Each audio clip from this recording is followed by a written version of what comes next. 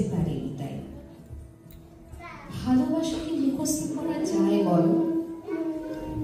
অনেক ভেবে কাঁপা কাঁপা হাতে লিখেছিলাম ভালোবাসি। সেই একটা শব্দের মধ্যে যে কত হাজার শব্দ ভিড় করেছে সেদিন প্রথম বুঝেছিলাম। চিঠি পড়ে তোমার সে কি হাসি, বলেছিলে এত বড় বসন্তকে এমন হাতের মুঠোয় ধরলে কি করে? আমার কোনো কথা নেই, আমার কোনো ভাষা নেই। দৃষ্টি লুকিয়ে রেখেছি ঘাসের উপর ঘুমিয়ে থাকা পলাশের দিকে। আমিও কি ঘুমিয়ে আছি? স্বপ্ন দেখছি কি? বসন্তকে এমন এগিয়ে আসতে দেখিনি কখনো। দূরত্ব খসে পড়ছে ঝরা পাতাদের মতো। সেই প্রথম আমার হাত ধরলে তুমি, বললে এই দেখো সারা পৃথিবীর বসন্ত আমাদের হাতের মুঠোয়।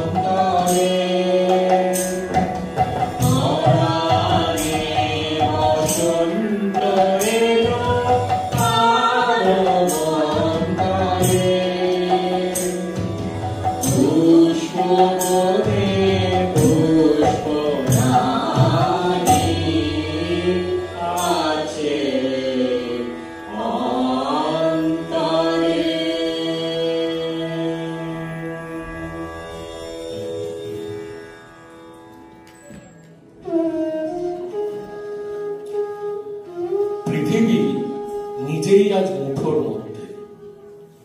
পৃথিবী বদলে গেছে, বয়সের সাথে সাথে মুঠোটাও আলগা হয়েছে খালি।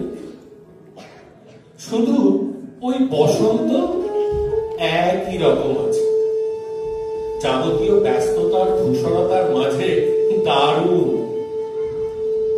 আর রঙিন সাদা কালো হয়ে বেঁচে আছে আমাদের ভালোবাসা।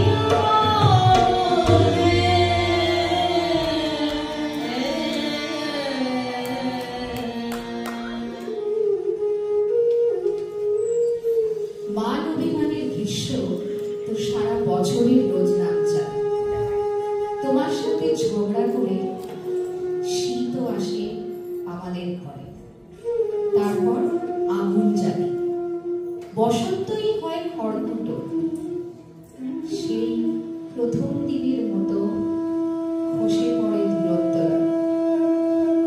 তোমার আমার মাঝে কথা বলে যায় এক সমুদ্র নীরবতা। তাদের একটাই ভাষা, সে ভাষা শুধু আমরাই পড়তে পারি, ভালোবাসি। খুব ইচ্ছে করে তোমাকে আবারও একটা চিঠি লিখি। তুমিও তো একটা চিঠি লিখতে পারো আমায়। তুমি আসো, বলো। আমরা তো সেই কবেই এক হয়ে গেছি, নিজেকে কি চিঠি লেখা যায়? আচ্ছা বেশ, তাহলে বরং বসন্তকেই চিঠি লিখি আমরা। তুমি তখন ঘনিষ্ঠ খুনসুটি, আঙুল ধরে শুধরে দাও প্রিয় ভুল। তুমি কেমন করে বলো? তুমি আর আমি হলাম এই পৃথিবীকে লেখা বসন্তের সেরা চিঠি।